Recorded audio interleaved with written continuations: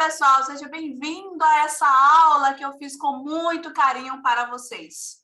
Hoje iremos falar um pouco sobre a aprendizagem e os seus processos. Muitas vezes a gente quer ensinar da melhor forma, porém a gente não sabe por onde começar, quais são os processos que estão envolvidos, como eu devo trabalhar, qual é a melhor forma que eu devo inserir aquele conteúdo, aquela aprendizagem na vida daquele aprendente. Então, hoje vamos falar sobre a aprendizagem e os seus processos. Como acontece essa aprendizagem? Eu me chamo Rialda Teles, eu sou neuropsicopedagoga. Espera aí que eu já vou falar um pouquinho sobre a minha pessoa. Mas antes, vamos ver aqui. Vamos refletir um pouquinho com essa frase aqui. O que são loucos o suficiente para acreditarem que podem mudar o mundo são os que o fazem. É uma frase do Steve Jobs. Então, nós, enquanto educadores, nós podemos mudar o mundo. E se nós começarmos a acreditar nisso e começarmos a fazer uma aprendizagem de uma forma mais efetiva, nós conseguiremos sim mudar o mundo. E, com toda a certeza, a mudança começa na nossa educação. Então, agora sim, vou me apresentar um pouquinho. Eu sou Rialda Teles, eu sou pedagoga, professora, trabalhei em sala de aula durante muito tempo. Quando eu encontrei uma turma com bastante dificuldade, eu resolvi estudar um pouquinho mais sobre os processos de aprendizagem. Eu fiz a psicopedagogia porque eu queria ajudar essa aluna que eu tenho contato até hoje. E, inclusive, eu tenho o prazer de dizer que ela evoluiu bastante e hoje já está no final do ensino médio. Estou ficando velhinha. Mas eu sempre gostei muito de entender um pouco sobre como acontece a aprendizagem no cérebro, né? Quais são os processos envolvidos.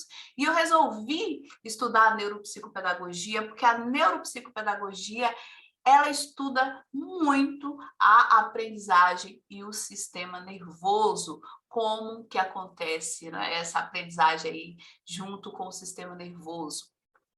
E esse aqui é o meu Instagram, caso vocês queiram seguir, eu sempre posto dicas de atividades por lá. E o meu YouTube, que é aqui onde vocês estão assistindo essa aula.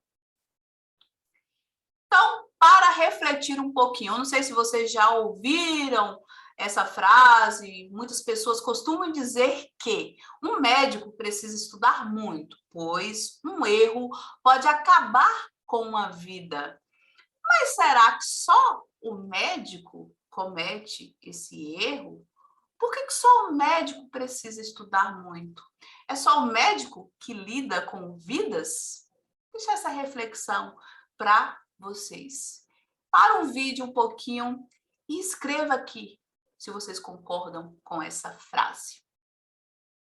Então, na verdade, muitas outras coisas podem acabar com a vida, né? Então, nós, enquanto educadores, nós podemos sim acabar com a vida, dependendo de como a gente se comporta diante daquela criança, daquele indivíduo, como iremos falar com ele, como que a gente leva o conhecimento até ele. Dependendo, ele pode se tornar um indivíduo que não acredita em si próprio, não acredita na sua capacidade, sem autoestima. E isso também pode acabar com a vida de uma pessoa. Porque acabar com uma vida, necessariamente, né, partir dessa para melhor, mas às vezes acaba com a vida mesmo estando vivo, né? E antes de ensinar, a gente precisa saber como se aprende, né? Nós, enquanto professores, educadores, antes de ensinar, a gente precisa compreender esse processo de aprendizagem para conseguir ensinar da forma que o indivíduo aprende. E não tem como falar de aprendizagem sem falar do sistema nervoso. É o sistema nervoso que é o responsável por essa aprendizagem. Fox diz que a compreensão das informações só é possível por uma rede de captação. Essa rede é o sistema nervoso sensorial. Ou seja, todas as nossas informações entram, né, digamos assim, no nosso sistema nervoso através dos nossos canais sensoriais. Como vocês podem ver, a imagem dessas crianças mexendo, tocando, na prática mesmo. Essa é a forma ideal. Nós precisamos estimular os canais sensoriais. E em uma aula onde iremos falar, por exemplo, dos animais vertebrados e invertebrados, se nós levarmos as nossas crianças para verem animais vertebrados na prática, vamos mostrar um cachorro, um cavalo, enfim, o que tiver na região próximo. Então, a gente pode levar essa criança até o ambiente real, a vida cotidiana, e apresentar o animal vertebrado. Nesse caso dessas crianças que estão brincando, podemos cavar e encontrar o quê? Um animal invertebrado, ou será que aqui tem minhoca? E enquanto a gente procura essa minhoca, nós podemos fazer emoções positivas na vida dessa criança. Então, se a gente apresenta esse conteúdo de uma forma mais divertida, as emoções serão mais positivas e com isso terá mais aprendizado. O que vocês acham? Será que seria melhor eu no quadro, lá na luz, explicando o que é animal vertebrado, o que é animal invertebrado, para levar para a prática, para a vida diária da criança, fazer relação com aquilo que ela vive. Com certeza será aquele que vai para a prática, não é mesmo? Nós aprendemos na prática, nós aprendemos com as nossas... os nossos recursos do dia a dia, levando a experiência para a sala de aula, levando a sala de aula para o nosso cotidiano. E todas essas informações, né, nós recebemos através da percepção e o nosso cérebro faz a interpretação dessa informação para que possamos aprender. Então, aí a gente para pensar. Quantos neurônios o ser humano possui? Será que é muito ou será que é pouco? O que é que vocês acham? Escreva aqui também no comentário, vamos bater um papo. E depois você volta aqui para dizer se acertou. Quantos bilhões de neurônios temos? Será que somos mesmo bilionários ou não? Na verdade, nós somos bilionários em neurônios, temos cerca de 86 bilhões de neurônios. E aí a gente para pensar, né? Nossa, somos bilionários em neurônios. E por que acontece que tem tantos indivíduos que têm tanta dificuldade de aprendizagem, né? Será por que isso acontece? Será que estamos, de fato, ensinando da forma com que eles aprendem? O que é que mudou? Quais são os fatos que estão envolvidos nesse processo que causa essa dificuldade de aprendizagem, não é mesmo? E tudo isso, todas essas informações que nós recebemos, vai para o córtex. O córtex, ele é responsável pela linguagem, pelo planejamento, memória e raciocínio. Então, todas as informações vão pelas vias sensoriais, que são essas que vocês estão vendo. A nosso aprendizado, né? O nosso aprendizado, ele vai entrar através da visão, do tato, do paladar, do olfato, da audição. Todos esses canais estão envolvidos no processo de aprendizagem. E quanto mais canais a gente utilizar nessa aprendizagem, melhor será a retenção. Então, se formos aprender algo novo, se tocarmos, se ouvirmos algo relacionado ao assunto, se olharmos, assistirmos um vídeo, se tocarmos algo que tem relação com esse assunto, se fizer até uma relação com o paladar, vai ser muito mais efetivo do que eu simplesmente só olhar. E desses canais sensoriais, o que recebe mais luz, digamos assim, mais informação, é o canal da visão. É através da visão que recebemos a maioria das nossas informações. Olha que bacana! E aqui nós temos os lobos. Nosso cérebro é dividido em lobo occipital, parietal, frontal, temporal, e eles são responsáveis por algumas habilidades, digamos assim, que o lobo occipital ele é o responsável pela capacidade, ele é responsável pela visão. O temporal é a audição. E todas as informações, né, que a gente recebe, quem faz essa transmissão, quem é o responsável, são os nossos neurônios. Observe aí que nessa parte amarelinha, dentro temos uma parte vermelha e uma outra pontinha amarela. Aí é o núcleo. Essas pontinhas, como se fossem as ramificações, são os dendríteos. E a parte amarela maior é o corpo celular. E esse fiozinho amarelo é o axônio. E essa partezinha roxa é a camada de mielina. Então, as informações um neurônio transmite a informação para o outro neurônio através desse axônio.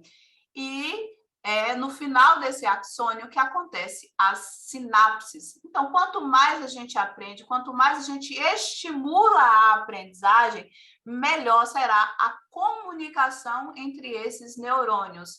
Se a gente está sempre estudando, sempre procurando um assunto novo, e quanto mais assunto novo a gente estudar, nós mesmos, enquanto adultos, se a gente começar a estudar algo diferente do que a gente já estuda normalmente, nós iremos provocar mais conexões neurais, nosso cérebro irá trabalhar de uma forma mais eficiente. Então, quando a professora fala A, um neurônio irá se comunicar com o outro, informando que aquela letra é o A.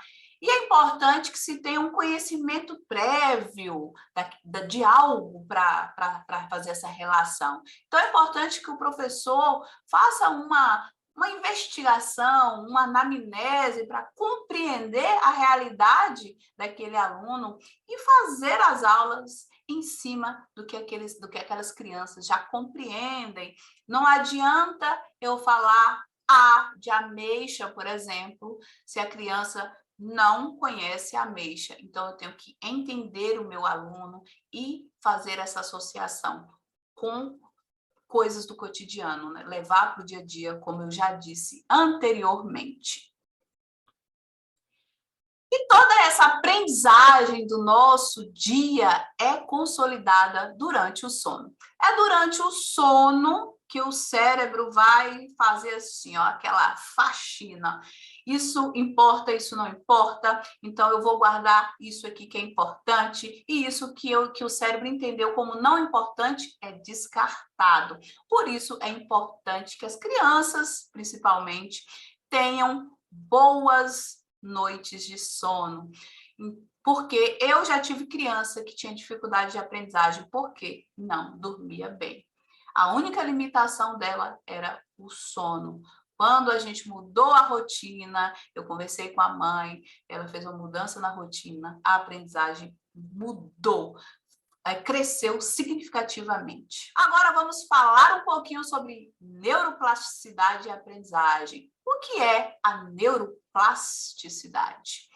É aquela capacidade que o cérebro tem de se modificar, de pegar um conhecimento que ele já tem e fazer uma modificação.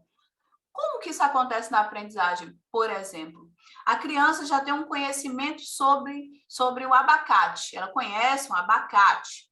Se eu venho com a informação que o abacate é verde, ela já faz uma modificação naquele conhecimento que tinha sobre o abacate e acrescenta essa nova informação. Já teve uma neuroplasticidade.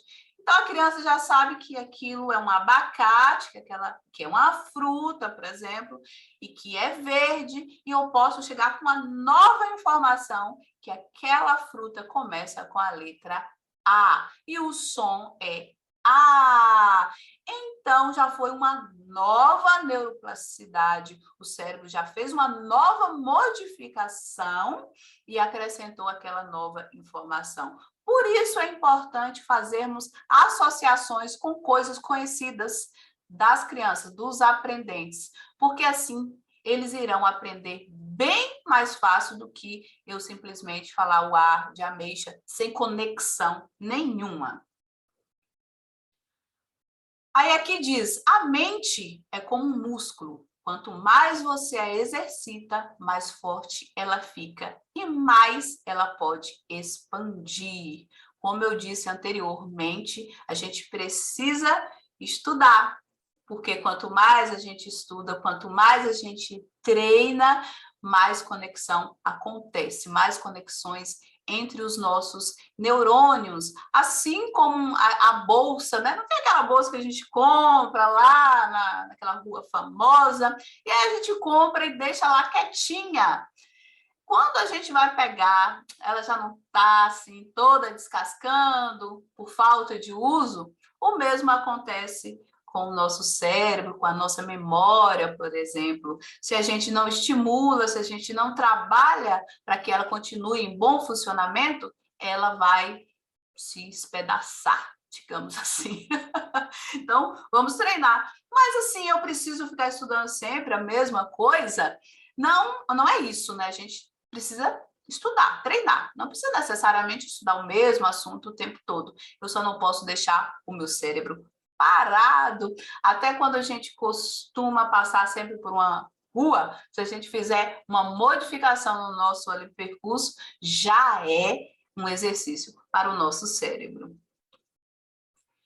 Então, a aprendizagem nada mais é que o resultado da facilitação na passagem das informações nas nossas sinapses. Os mecanismos bioquímicos fazem o papel deles, usando neurotransmissores que são liberados em maior quantidade. Mesmo não formando novas sinapses, as já existentes ficam mais fortes. Nesse caso, já acontece o que conhecemos de aprendizagem. Para que essa aprendizagem fique por longo tempo, irão acontecer novas ligações sinápticas.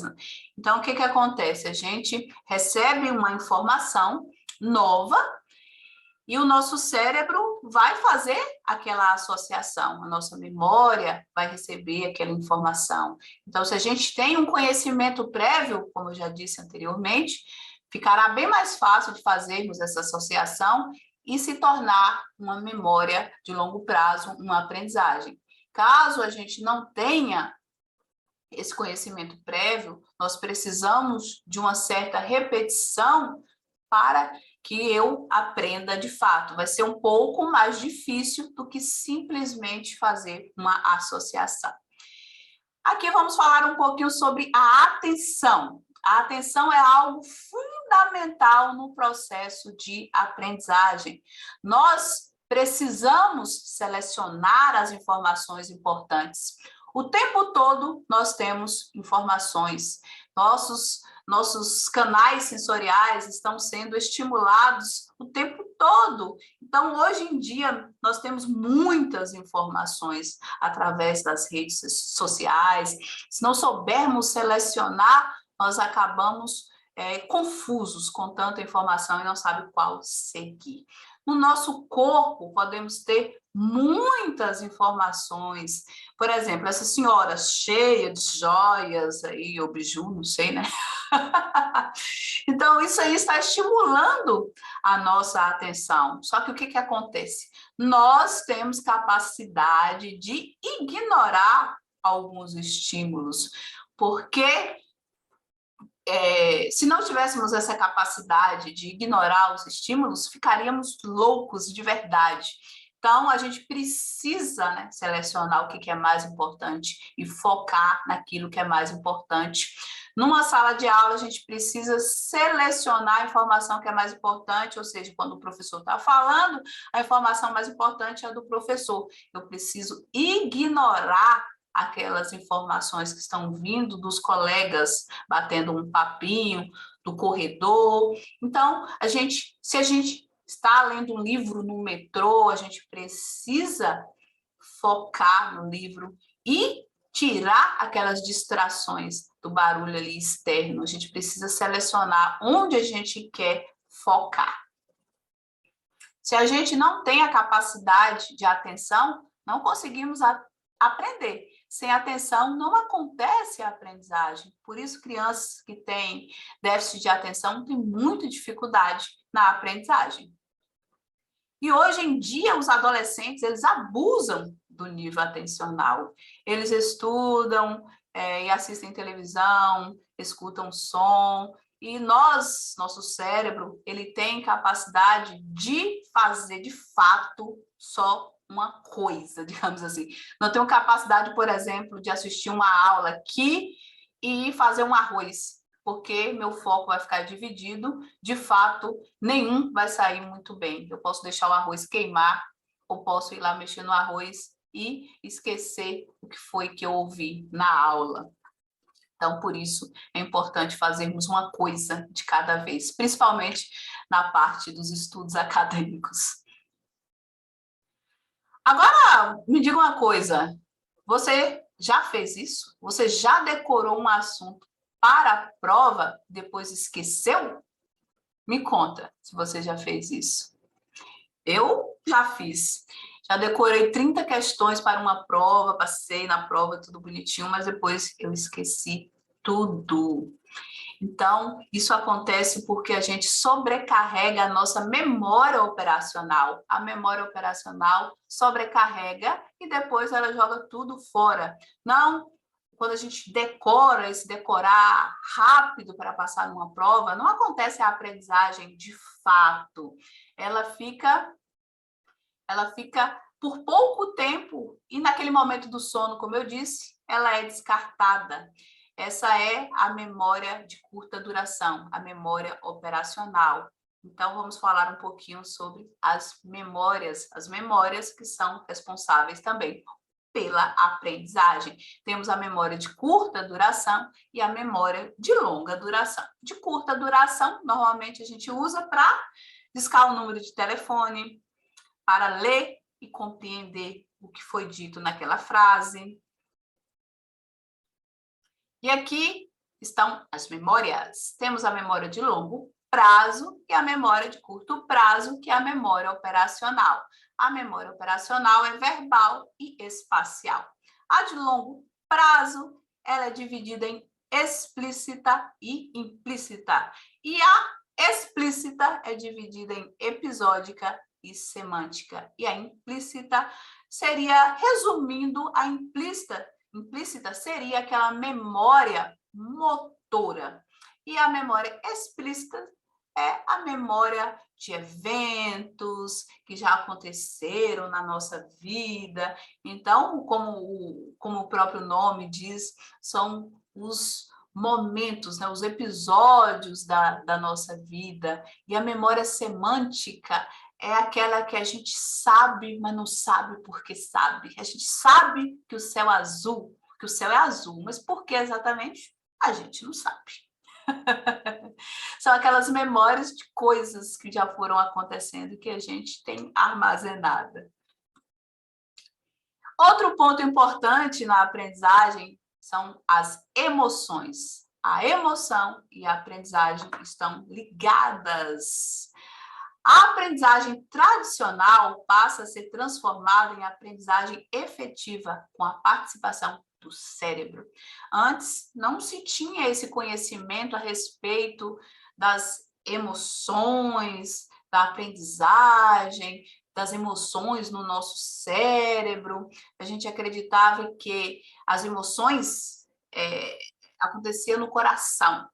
Acredita-se que era pelo fato de quando a gente ficava com alguma emoção, por exemplo, ansiosos, felizes, tristes, o nosso coração começava a bater mais acelerado. Então, acreditava que as emoções estavam ligadas com o coração. Mas hoje já sabemos que as emoções estão ligadas com o cérebro. E nós, tendo essa capacidade, né, de controlar as nossas emoções, de lidar com as nossas emoções, nós teremos mais aprendizado. E a gente precisa também ensinar para as nossas crianças. Por exemplo, existem muitas dificuldades de aprendizagem porque a criança teve uma situação ruim em casa, estava triste. E uma criança triste não vai conseguir prestar atenção, né? Que a gente já falou que é importante. E ele não presta atenção, fica só pensando no acontecido e acaba que não aprende o assunto da aula por uma distração emocional. Então, temos que ficar ligadas, ou ligados, né? Pode ter uns homens por aqui também, ligados nesse quesito das emoções na aprendizagem.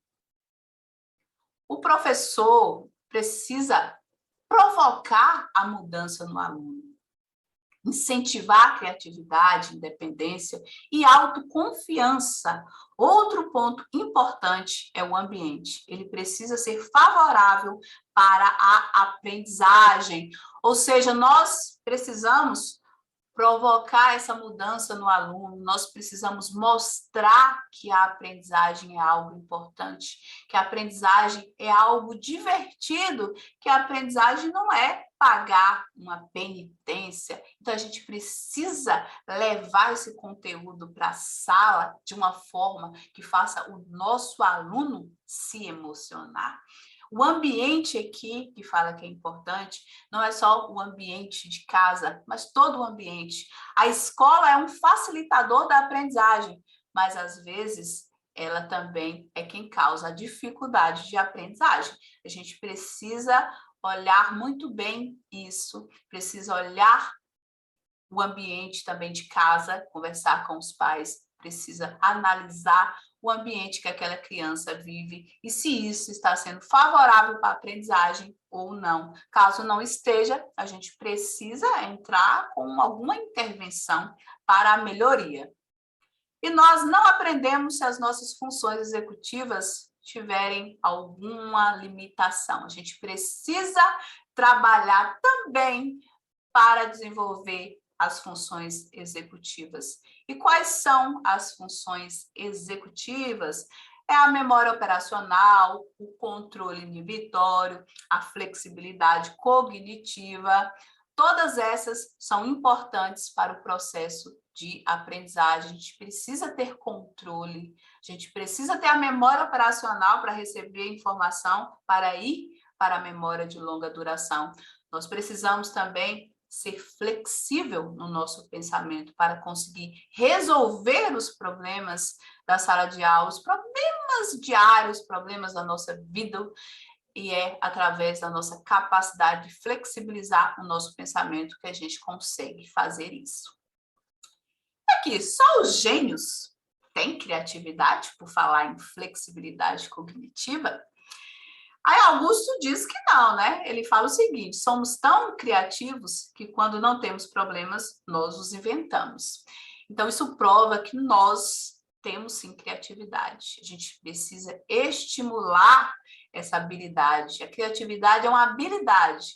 Então, a gente precisa ter essa flexibilidade cognitiva para ter uma criatividade. Então, os gênios, sabe? Aquelas pessoas geniais, eles têm uma boa flexibilidade cognitiva, por isso que eles conseguem ter tantas ideias.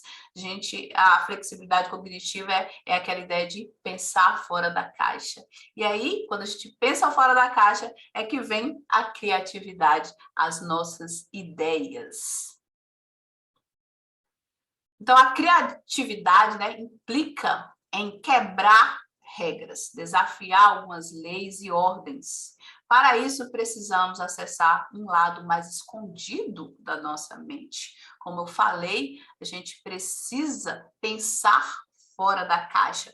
E às vezes a gente fica assim, nossa, eu quero tanto uma ideia, e aí a gente para de tentar e vai fazer uma outra coisa. Quando a gente está livre, a ideia vem.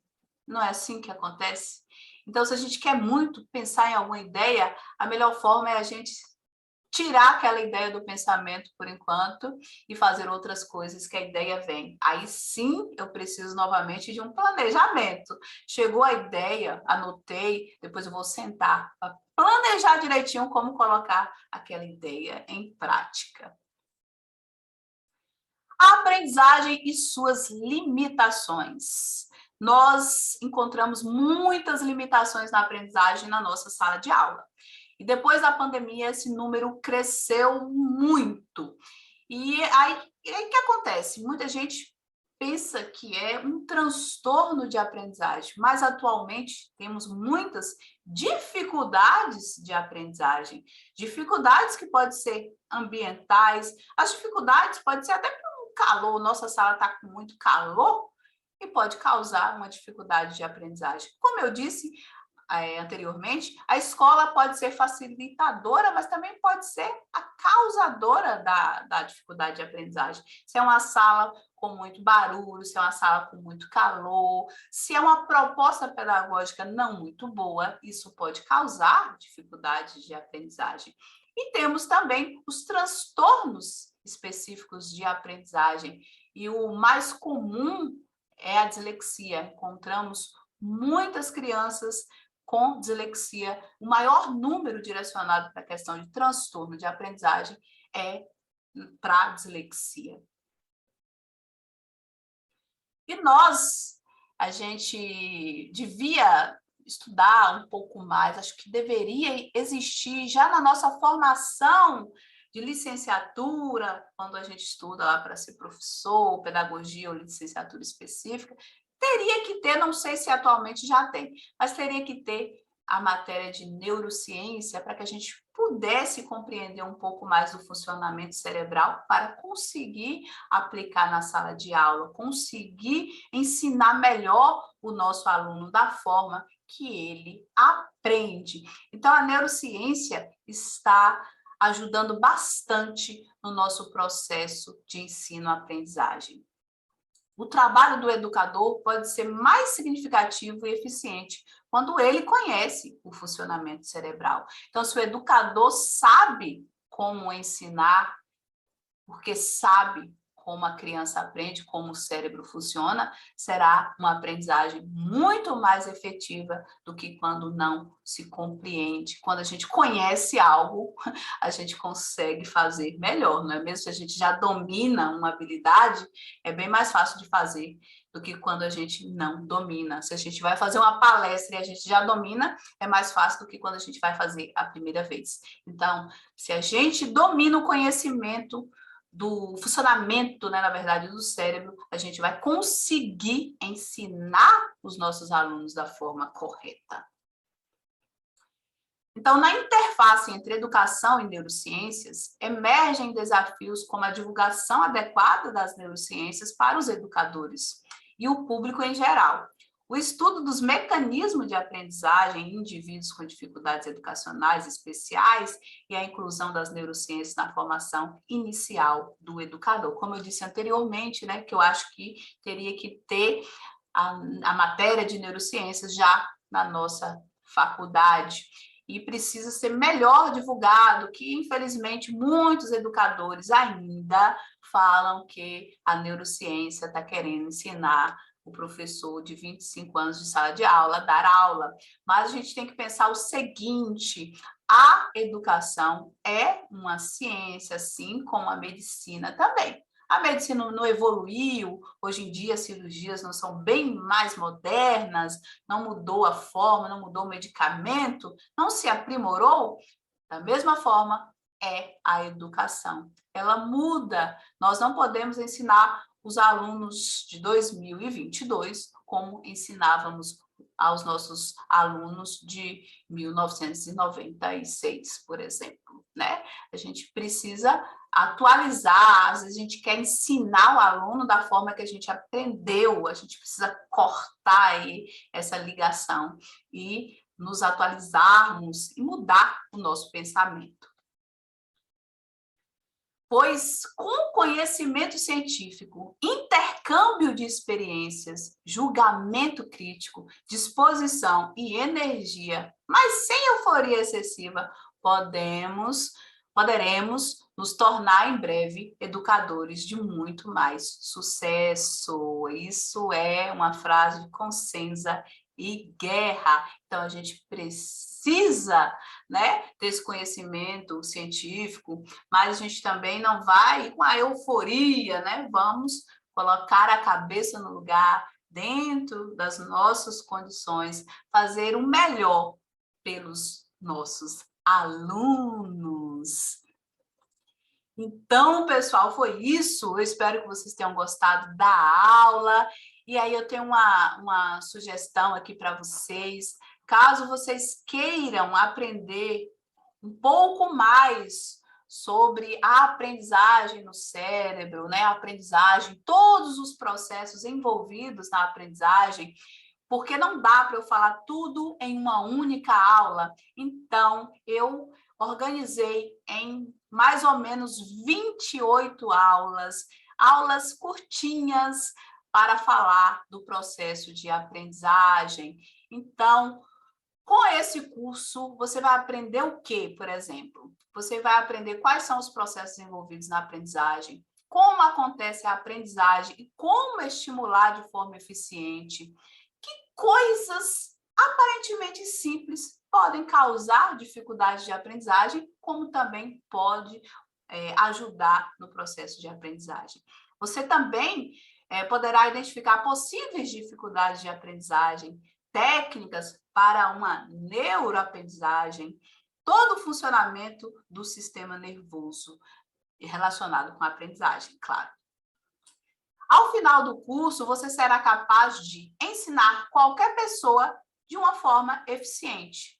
Ensinar baseado no sistema nervoso, ensinar qualquer indivíduo com ou sem dificuldades. Você também poderá ter a capacidade de desenvolver atividades que estimulem a aprendizagem de indivíduos com dificuldades e transtornos de aprendizagem. Será capaz de aplicar conhecimentos da neurociência na sala de aula e também na sua vida cotidiana. E esse curso será para quem, né? Quem pode fazer esse curso?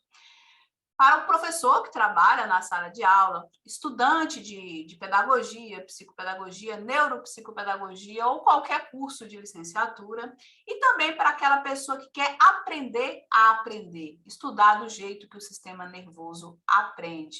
Então, se você quer aprender, mesmo que você não é professor, você só quer aprender como que acontece a aprendizagem para assim você estudar melhor ou ensinar um filho, você também pode fazer esse trabalho.